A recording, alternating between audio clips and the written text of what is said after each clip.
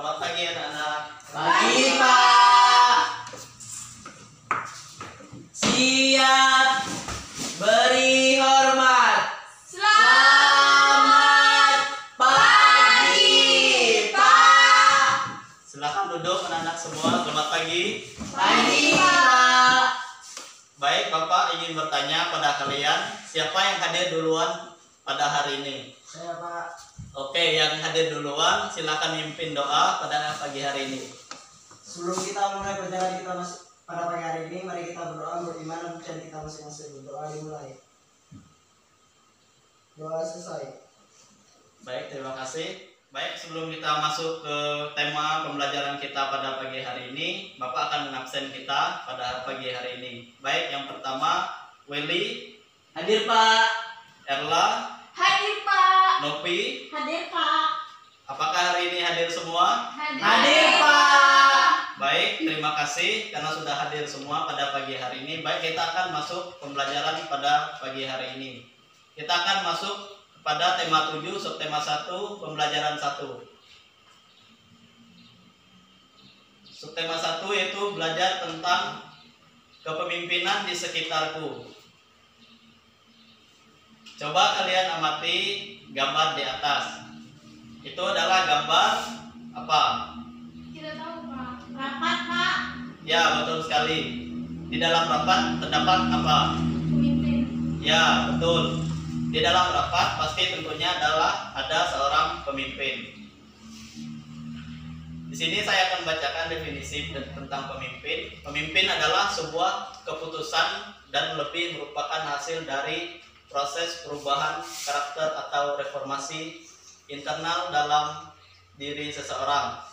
Banyak contoh sosok pemimpin di sekitar kita, yaitu pada pemimpin negara disebut presiden, pemimpin desa disebut sebagai lurah, pemimpin sekolah disebut kepala sekolah, pemimpin istana disebut raja, dan masih banyak lagi contoh lain yang berhubungan dengan pemimpin. Bahkan dalam lingkungan masyarakat kita yang terkecil ada pemimpin, yaitu ketua rukun tetangga atau RT. Baik, kalian amati gambar di atas dengan menjawab pertanyaan. Menurutmu kegiatan apa yang ditunjukkan pada gambar di atas? Siapa yang bisa menjawab? Rapat, Pak. Ya, betul sekali. Pada gambar di atas itu adalah kegiatan rapat. Terus yang kedua, apakah kamu pernah menyaksikan rapat di lingkunganmu? Coba ceritakan. Ayo. Tidak pernah, Pak. Tidak pernah, Pak. Ya. Jika pernah melihat, coba ceritakan di mana tempat rapat dan apa yang dibahas di dalam rapat tersebut. Terus yang ketiga, apa yang harus dilakukan oleh seorang pemimpin? Memimpin rapat. Ada lain lagi? Tidak. Ya, sudah benar, adalah memimpin rapat atau memimpin warganya menyelesaikan masalah dan bersikap bijaksana. Terus yang keempat, menurutmu kemampuan apa yang harus dimiliki oleh seorang pemimpin? Bertanggung jawab, Pak. Berani. Ya, sangat betul sekali yang dikatakan oleh anak-anak sekalian. Adapun selain itu adalah kemampuan untuk memimpin, adil, bijaksana, dan mengayomi warganya. Terus yang kelima, apakah kamu ingin menjadi pemimpin? Coba ceritakan. Siapa di sini ingin menjadi pemimpin? Ayo. Pasti tentunya kita akan ingin menjadi seorang pemimpin ke depan. Entah kita menjadi seorang presiden, entah kita menjadi seorang kepala sekolah, entah kita menjadi seorang kepala desa.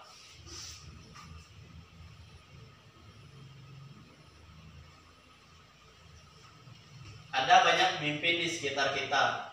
Pemimpin apa saja yang ada di lingkungan sekitarmu?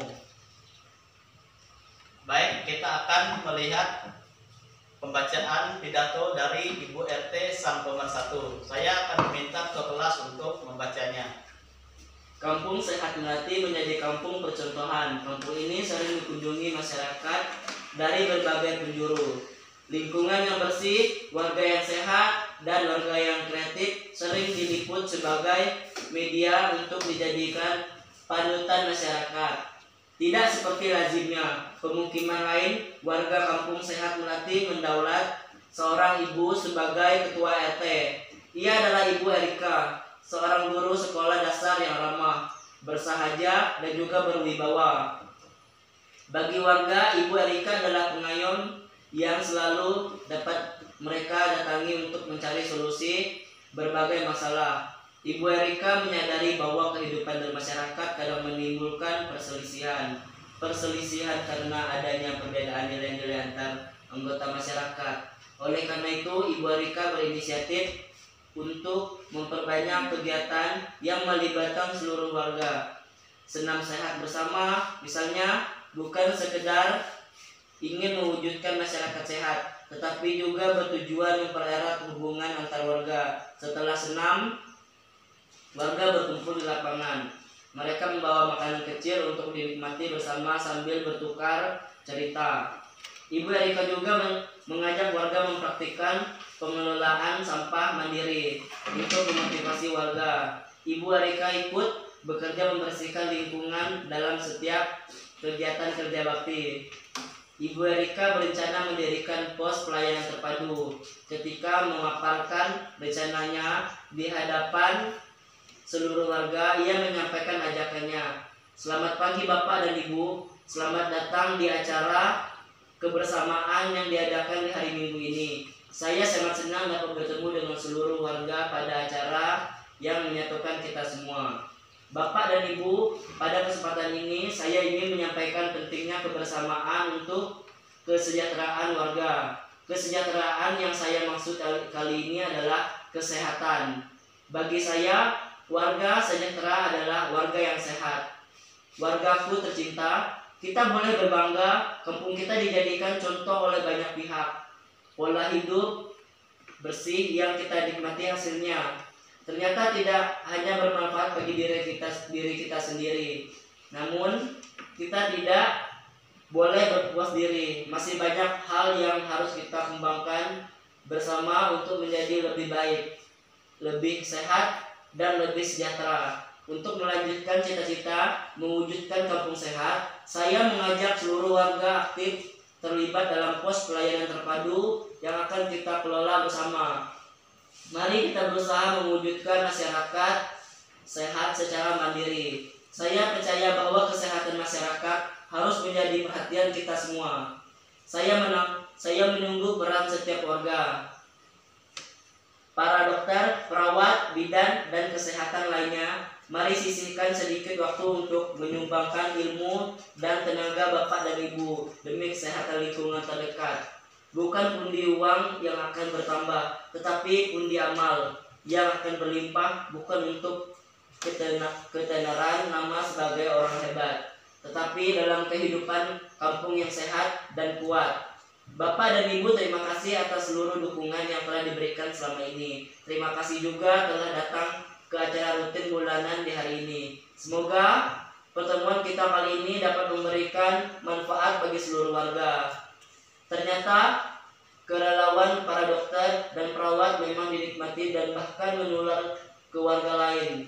Banyak warga yang menawarkan tenaga untuk bergantian melakukan pelayanan timbang berat badan, membuat kartu sehat, mengingatkan jadwal imunisasi, bahkan memasak makanan sehat sekali sepekan untuk dibagikan kepada anak-anak.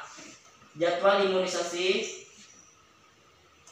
sudah saya ulangi, warga Kampung Sehat Melati sangat beruntung memiliki sosok Ibu Erika sebagai Ketua RT Kampung Sehat Melati. Tidak sekedar rindang, bersih, dan sehat dengan teladan serta nilai-nilai luhur yang ditularkannya. Kehidupan warga berjalan rukun, tentram, dan produktif. Ya, terima kasih untuk ketua kelas sudah membacakannya. Baik, anak-anak sekalian, coba kalian lihat peta pikiran yang ada di depan. Siapakah nama pembicara dalam pidato pada bacaan? Saya Pak, Ya, Ibu Erika. ya betul sekali. Itu adalah Ibu Erika. Terus yang kedua, siapa pendengar pidato? Warga Pak. Ya, ada lain lagi? Masih belum lengkap? itu adalah warga Kampung Melati. Warga Kampung Sehat Melati adalah pendengar daripada pidato Ibu RT. Terus bagaimana sikap kepemimpinan Ibu RT dalam bacaan itu? Siapa yang menjawab? Baik, kalau tidak tahu, Saya Pak, saya tahu Pak. ya, Sikapnya bersahaja, berwibawa, dan mengayomi masyarakat Pak. ya, betul sekali. Adapun yang perlu kita lihat bahwa sikap kepemimpinan Ibu RT dalam bacaan itu adalah ramah, bersahaja, berwibawa, mengayomi, bijaksana, dan kreatif. Dalam bacaan Ibu RT, sang pemersatu, selain ada pembicara yang menyampaikan pidato dan suasana ketika pidato disampaikan. Coba kalian tuliskan tempat pidato dan suasana saat disampaikannya pidato.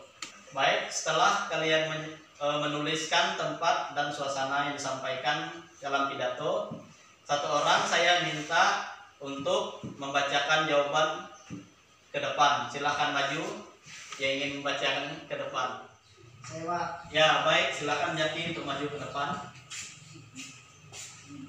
Tempat, lapangan, suasana, kebersamaan. Ya, terima kasih. Silakan duduk, Jaki. Tepuk tangan teman kita. Ya, yang disampaikan teman-teman tadi, kawan kalian, bahwa itu adalah sangat benar. Tempat pidato yaitu di lapangan. Terus suasana itu adalah selain kebersamaan adalah penuh keakraban dan kebersamaan. Baik, berdasarkan pada pidato bacaan Ibu RT sang pemersatu, lengkapi bagian berikut. Yang pertama ada tema, yang kedua ada pembicara, yang ketiga ada pendengar dan tempat, dan yang terakhir itu adalah urutan isi pidato. Baik, yang pertama tema adalah itu tema kesehatan warga. Terus yang kedua pembicaranya di dalam bacaan Ibu RT sang pemersatu yaitu adalah Ibu Erika, dan pendengarnya di dalam bacaan Ibu RT sang pemersatu adalah warga Kampung Sehat Melati. Terus tempat di dalam bacaan Ibu RT sang pemersatu adalah di lapangan. Adapun urutan pada isi pidato, yang pertama ada salam. Terus yang kedua ada pembukaan, yaitu dengan adanya suatu puji syukur dan motivasi kepada masyarakat. Terus yang ketiga masuk ke bagian inti, yaitu ada rencana pendirian pelayanan terpadu. Terus ada yang keempat, yaitu mengajak warga berperan serta dalam program tersebut. Terus yang kelima ada penutup. Baik, kita telah belajar di tema 6, itu mengenai masa pubertas. Coba kalian lihat pada gambar di depan, yaitu ada gambar anak-anak dan seorang remaja. Coba kalian lihat pada gambar berikut. Yang pertama adalah seorang anak yang awalnya belum tumbuh jakun dan belum tumbuh jambang, kumis dan janggut. Dada belum membidang, suara belum membesar, belum berjerawat. Sedangkan seorang remaja yang awalnya sudah tumbuh jakun, tumbuh jambang, kumis dan janggut. Dada menjadi bidang, suara menjadi lebih berat dan muncul jerawat. Coba kita lihat cara menyikapi pada masa puber, yaitu sebagai berikut. Ada yang pertama yaitu menjaga kebersihan tubuh. Dalam masa pubertas, aktivitas kelenjar minyak dan kelenjar keringat meningkat. Akibatnya wajah mudah berjerawat dan tubuh berbau kurang sedap. Mandilah 2 kali dan kenakan pakaian yang mudah menyerap keringat. Apabila keringatmu berlebih, bersihkan tubuhmu dan gantilah pakaianmu. Pakaian lembab oleh keringat menjadi sarang kuman. Kuman dapat menyebabkan bau tidak sedap dan menimbulkan penyakit kulit. Terus yang kedua yaitu menjaga kesehatan dengan memilih makanan sehat dan berolahraga. Makanan diperlukan untuk pertumbuhan badan. Pilihlah makanan yang berasal dari bahan-bahan segar dan diolah dengan cara yang sehat. Misalnya, tanpa pengawet, tanpa pemanis, buatan atau penyedap rasa.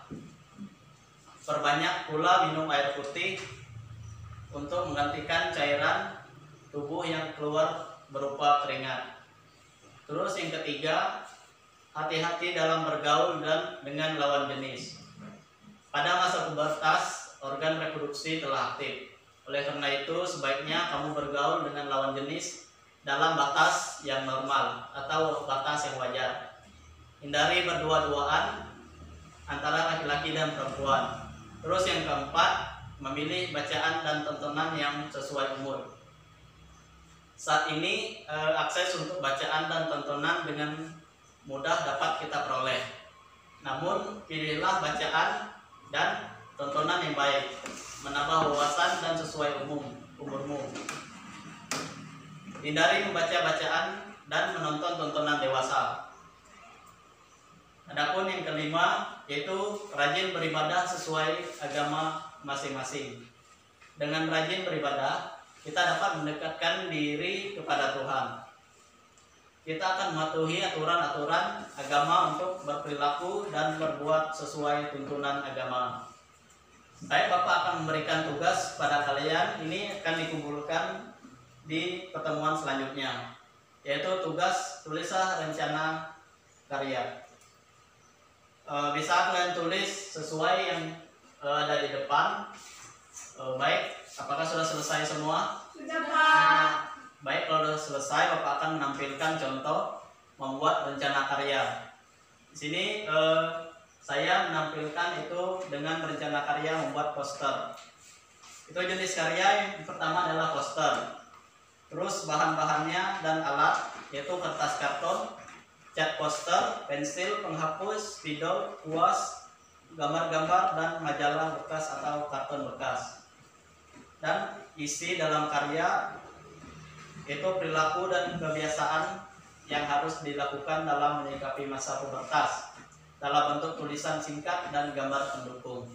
Jadi tugas membuat rencana karya ini kalian bisa membuat poster dengan masa pubertas yang tadi sudah kita jelaskan dan kita bahas. Seperti contoh, kita bisa melihat contoh di sini bahwa kita bisa mengisi jenis karya, bahan dan alat, isi dan karya. Terus ini akan dikumpulkan pada pertemuan selanjutnya. Apakah ada yang bertanya mengenai tugas? Baik, materi kita pada pagi hari ini sudah selesai.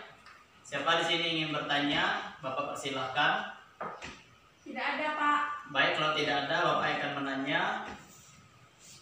Sebutkan cara menyikapi pada masa pubertas. Ayo, siapa yang ingin menjawab? Sebutkan cara menyikapi pada masa pubertas. Yang pertama harus menjaga kebersihan tubuh, Pak. Ya, yang kedua. Berolahraga. Apalagi yang ketiga. Yang ketiga lupa. Baik, kalau tidak ada, saya akan melanjutkan jawaban yang disampaikan kalau tidak bisa.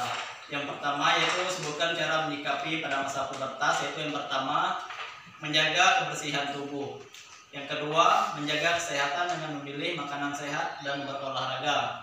Terus yang ketiga hati-hati bergaul dalam lawan jenis. Terus yang keempat memilih bacaan dan tontonan yang sesuai dengan umur. Terus yang terakhir yang kelima yaitu rajin beribadah sesuai agama masing-masing. Baik, adapun kesimpulan kita pada pagi hari ini adalah materi kita pada hari ini adalah yang pertama kita sudah belajar mengenai pidato. Pidato adalah sebuah kegiatan berbicara di depan umum atau berorasi untuk menyatakan pendapatnya atau memberikan gambaran tentang suatu hal. Dan yang kedua, mengenai masa pubertas, di mana kita bisa mengetahui saat kita memasuki masa pubertas dalam menginjak masa dewasa. Baik, sekian dan terima kasih karena hari ini sudah masuk kelas dan mendengarkan materi dan belajar seperti biasa. Ya Pak. Baik, saya minta untuk kelas untuk memimpin doa. Sebelum kita mengakhiri pelajaran kita, mari kita berdoa. Berdoa mulai. Berdoa selesai. Baik, terima kasih. Siap. Beri hormat. Selamat